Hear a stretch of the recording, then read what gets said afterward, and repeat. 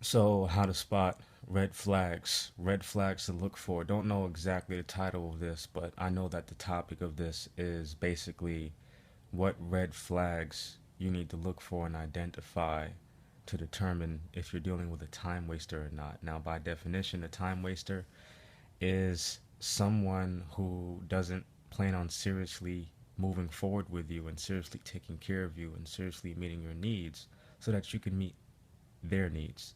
A time waster is someone who talks about doing business but isn't seriously willing and able to do business with you. A time waster is someone that's not going to pay you, has no intention of paying you, but will make it seem like they have an intention of paying you. You know what I'm saying? A time waster is not somebody who openly comes to you and says, "Hey, I have no intention of paying you." That's actually someone who's keeping it honest, keeping it a buck. And then that person allows you to make the next best decision for how you want to spend your time. But a time waster is not going to come right out and say, "Hey, I'm going to waste your time." And this is the dangerous part, right?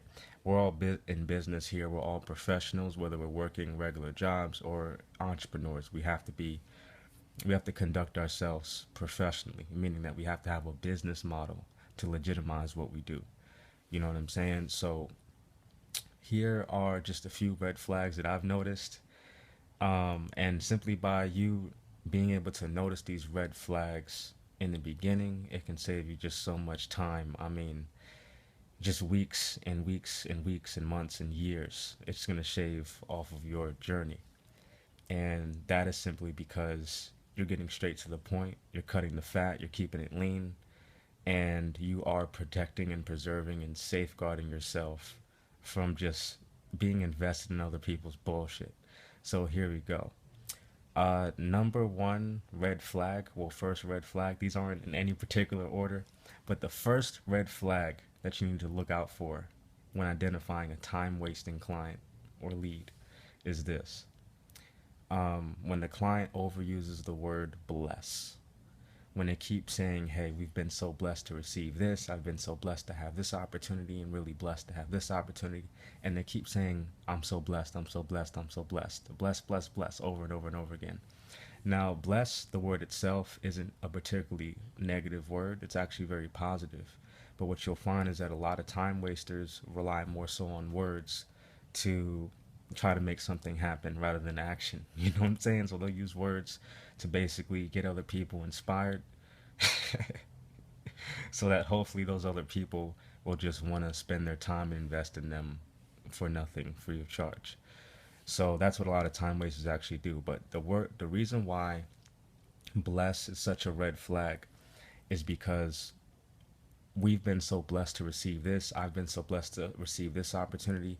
That's more so in alignment with a nonprofit organization way of thinking and mentality, because organizations that are not about making money rely on blessings. They rely on handouts or contributions without really having any without having anything of value to really exchange a lot. So I'm so blessed. That's like, you're not intentionally doing business, meaning that you don't really have a strong sense of your own value in what you're exchanging for your blessing. You're just saying, "I've been so blessed to receive this."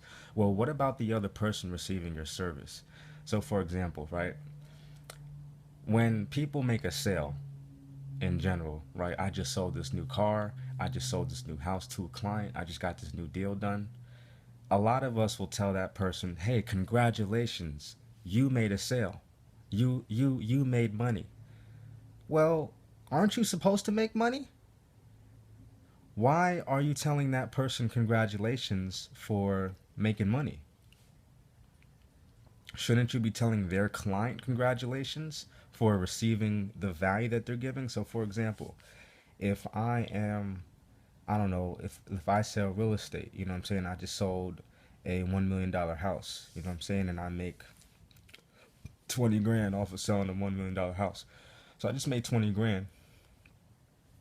And, I'm talking about, yeah, I just sold a house. You want to tell me congratulations, I just sold a house? Well, no, I'm the one with the value. I'm the one that provided the service. My client is the one that deserves the congratulations. Of course I made the money because I have value.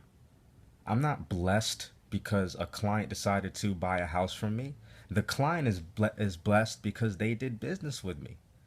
My value is way more valuable than any amount of money that I could possibly receive from anyone because I'm spending my time, my attention, my focus, my energy, and my specialized knowledge on a particular situation. The client is blessed. Tell my client congratulations. I'm not blessed. All I did was receive money. That's just an incentive for me to do what I do and who I do it with. That's just an incentive for me to spend time on something. I only receive money. The client received my time, my attention, my service, my focus, my undivided attention. The client is the one that benefits. I'm not blessed just because I get paid. I'm supposed to get paid for this value. And that's what I'm saying. So the first red flag is when a client says, well, I've been so blessed to receive this, I've been so blessed to receive that.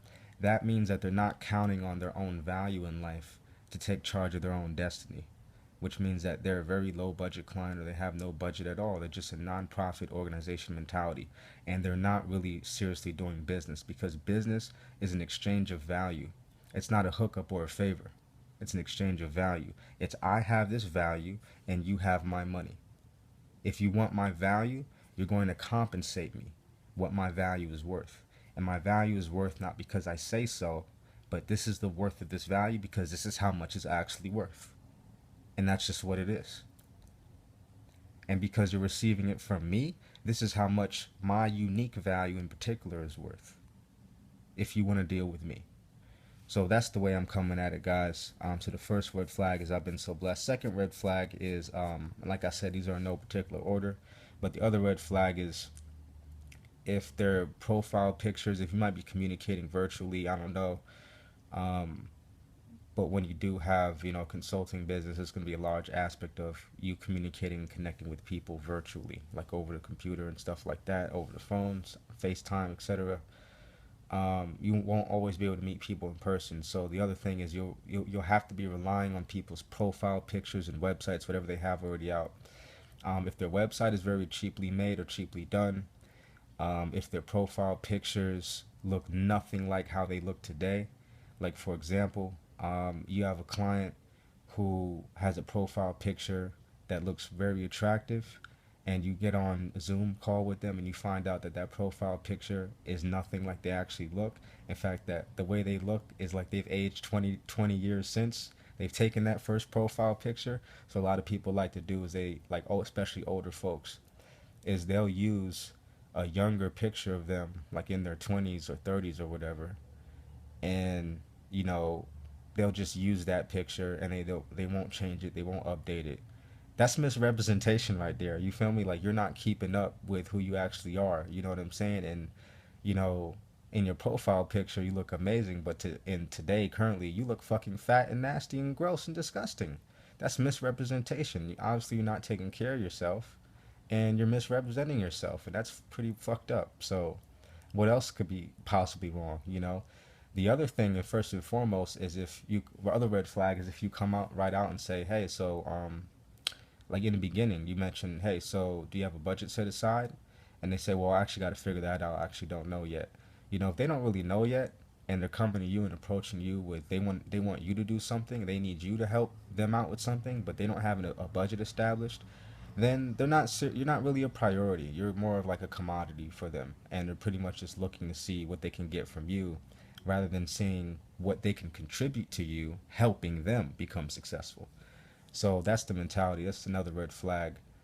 Another red flag is lots of name dropping, lots of talking about other people's money. Oh, I work with a guy who's 35 years old. He's worth 100 million. I work with a family over here who does this and that. A lot of these people could be amazing. You're going to encounter a lot of amazing and incredible people in life, but it doesn't mean that they deserve to be your clients. Just because they have all this amazing stuff going on, they have to have your money to be your client, because the only thing that's going to make you successful is your customer, is your client. That's it. Your mom's not going to make you successful. Your dad's not going to make you successful. Your friends, your business partners, even you are not going to make you successful. Your success comes from the people you serve. So you have to, your lifestyle depends on your customers, period. And if you want a lavish lifestyle, you got to fuck with customers who can facilitate that and share your values. Um, have your money first and foremost. So the questions I like to get out the way in the beginning are, if they're investing, how much are you planning to invest? What's your, desired return looking like?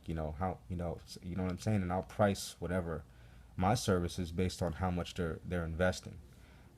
If they're trying to, and everything's an investment because you need to receive some type of benefit. Um, if it's a service that I'm creating for them, then it's like, well, what's your budget? How much money have you set aside to finance to fund a project like this? To fund me. What have you thought about in terms of hiring and working with a professional? What models do you have in place for that? Do you want to use a retainer? Retainers are for more unpredictable needs when people just want to have access to you, when it's convenient for them. They can you can basically, what a retainer allows you to do is they can call you and say, hey, they're paying you 2,500 a month to retain your attention, to retain access to you. So what that means is 2,500 a month is basically a loyalty fee. They pay that every month, no matter what, whether they talk to you or not.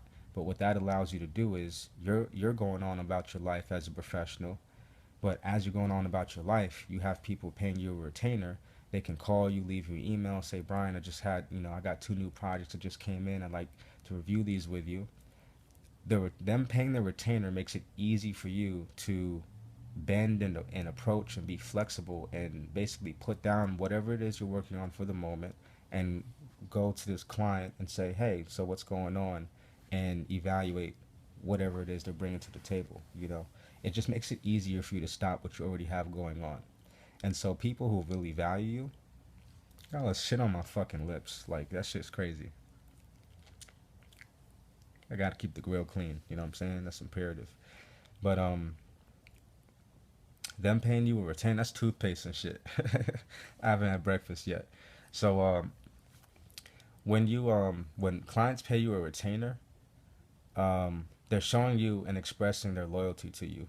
Like, I value your time, Brian. I value your time, so I'm going to pay you this retainer because I value your knowledge and I want to stay in your life. I want to have access to you when I want to have access to you.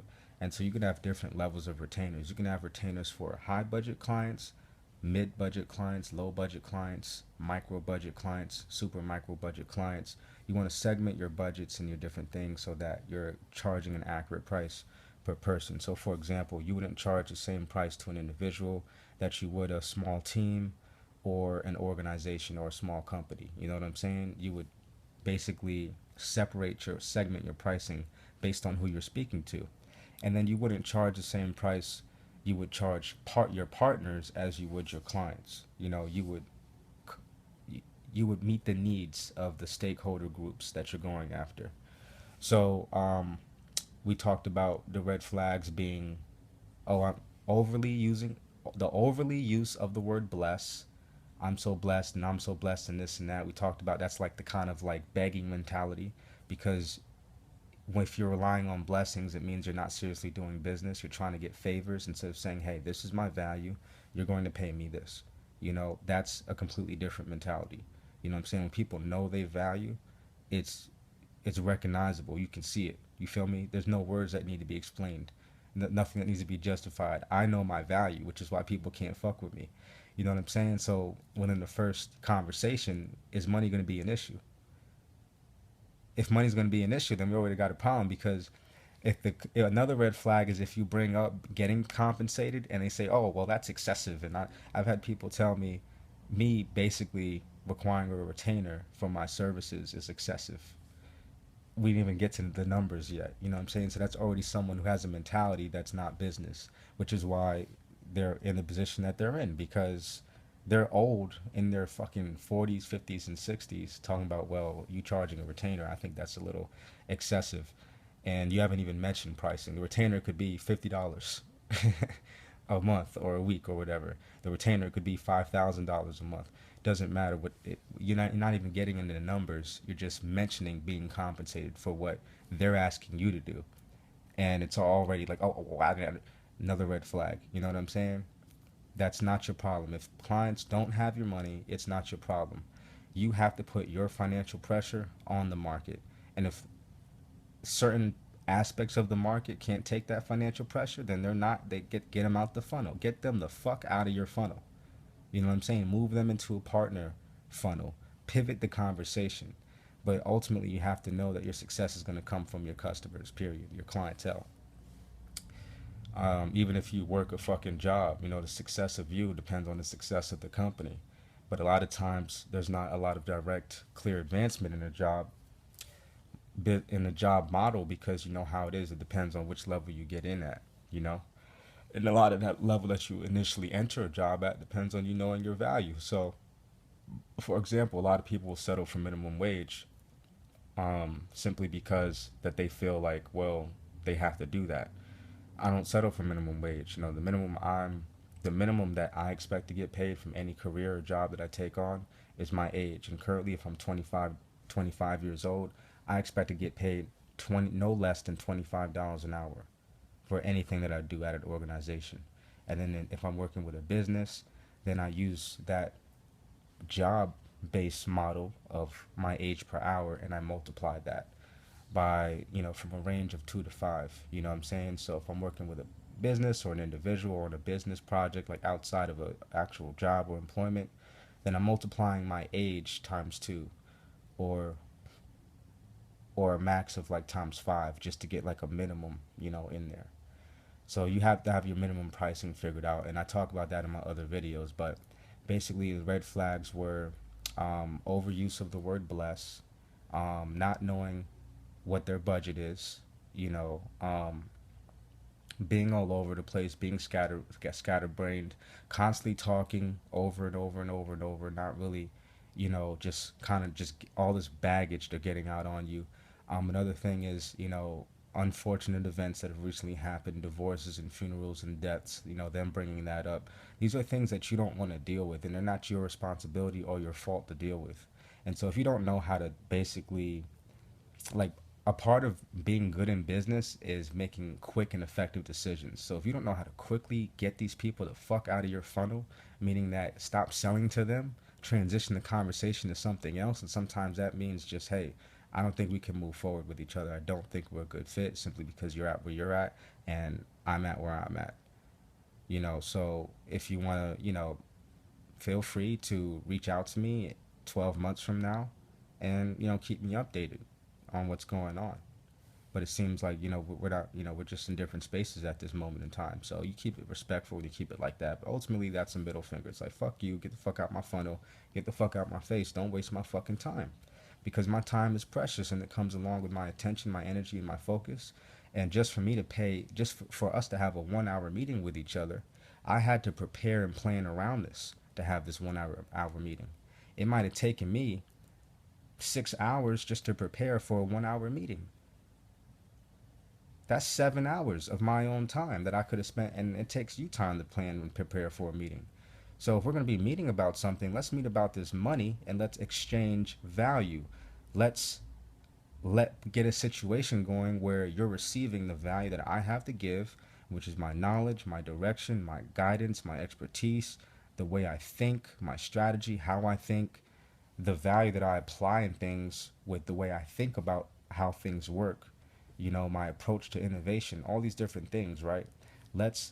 I'm going to package this value up into a service, and you're going to purchase this service, and you're going to respect my value. And the first and foremost way you respect my value is by being genuinely interested in me and paying me for my value. You have to pay me for my value, because I'm in this for business, and I'm exchanging my value. I'm not here to hook you up or provide you with a favor. I'm doing business, and me doing business means that I'm here to stay. You know what I'm saying? I'm not here to just be around today and then disappear tomorrow because I didn't have the economic staying power to sustain my operation.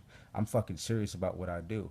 And if I allow you to waste my time, Mr. Client, then that's not fair to my other clients, and that's not fair to my other projects, because my other clients and my other stakeholders, they're paying me, they're meeting my needs, they're making sure that I have what I need and what it takes for me to perform successfully, for me to get the job done, and for me to fulfill my responsibility successfully, making me response able. That's how I'm responsible.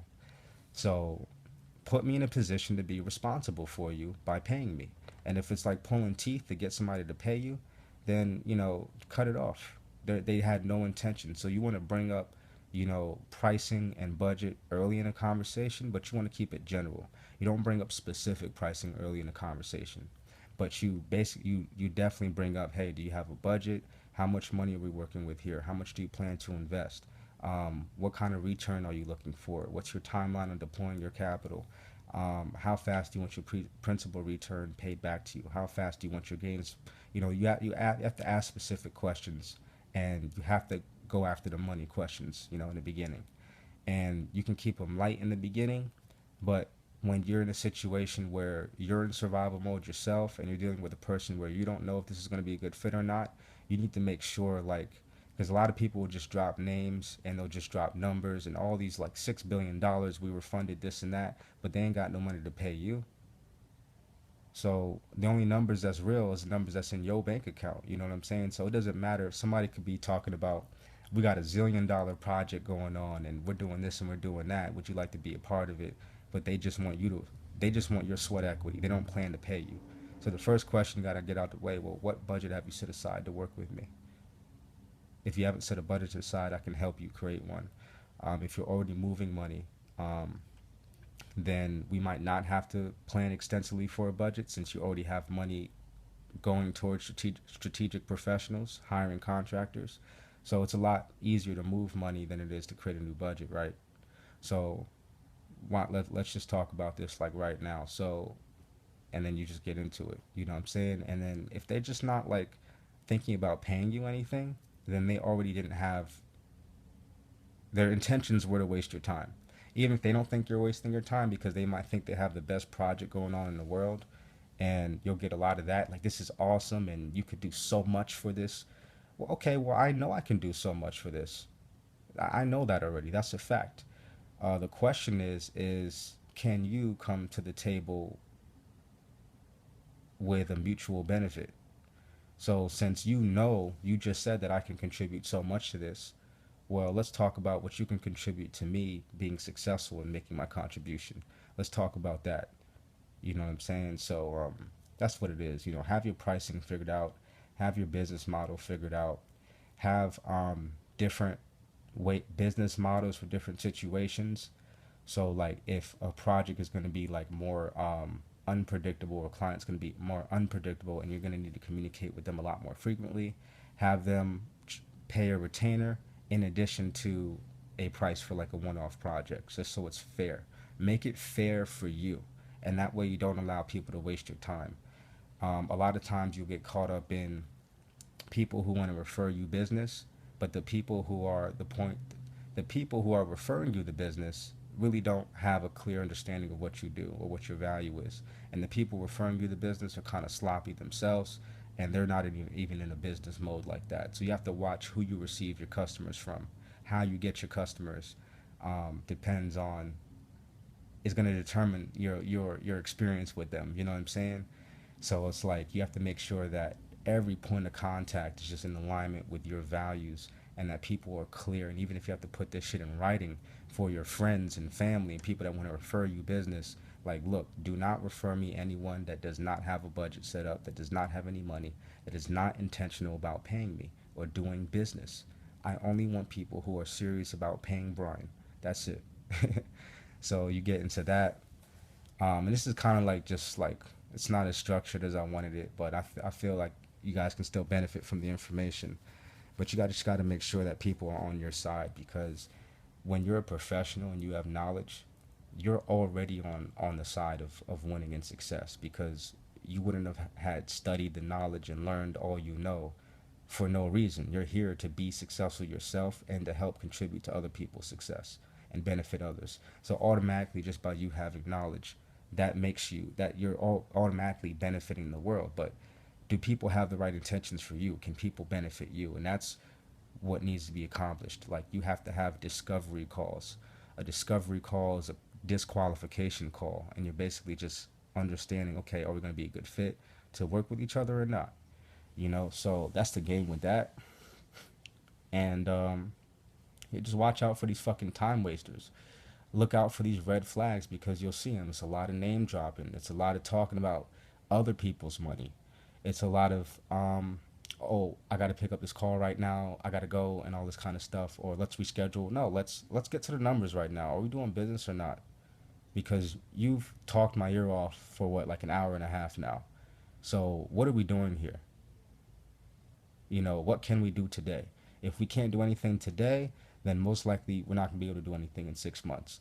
And if we can't do anything in 6 months, most likely ain't nothing happen in a year.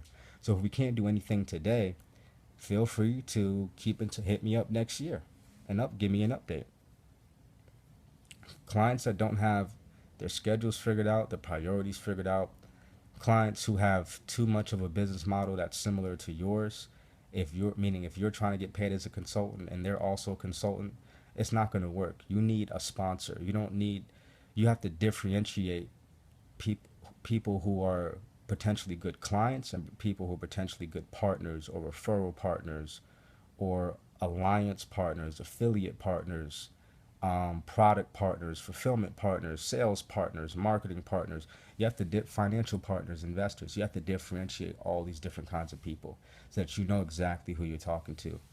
And I can help you guys out with that for a small fee. You know what I'm saying? So it just depends on like what you got going on. But eventually I'll have like my retainer models built out for like my YouTube audiences. Right now, the typical retainer that people are paying me per month just to have access to me is $250 a month, and these are just basically individuals that I'm not seriously engaged with. Other businesses that are more like established, they're paying me $2,500 a month, and eventually I'll have contracts coming in for 25 grand a month. For more of the larger small businesses, and then for mid-sized organizations, I typically charge 255,000 a month, around that. So it just depends on what the needs of the company are, and that's just for light general consulting. So that's what it is, and I hope you got some value. I hope you took away something from this. But yeah, red fucking flags like a motherfucker. You gotta be able to identify this shit. Like if people are just talking that bullshit, but they ain't talking money, they're not. And if they're not talking money like early on, then they're not intentional about paying you. You got to bring that up first. You know what I'm saying? If you got a service that's $6,000 a month, 600 a month, whatever service, just make sure you get the budget out the way. Understand what money the client is working with or the partner is working with. Understand it as quickly as possible. And then as the conversation progresses, just move more specific in the price towards the beginning. You don't have to get the sale like right away. It's a process, but you got to make sure that before you even go through the rest of the process, that you have that budget figured out. So the number one question is, what's the budget? How much money are we working with here? $100, 1,000, a million. What's going on here? A million per month. Like make it funny, make it interesting, but make it humor, have some humor in there, but just make sure they know that, hey, you're driving the conversation towards pinpointing how you're going to be able to come together, collaborate effectively, and what exactly needs to be done and what should be done first. So that's what it is. We're going to get off that. That's the game for the day. All right.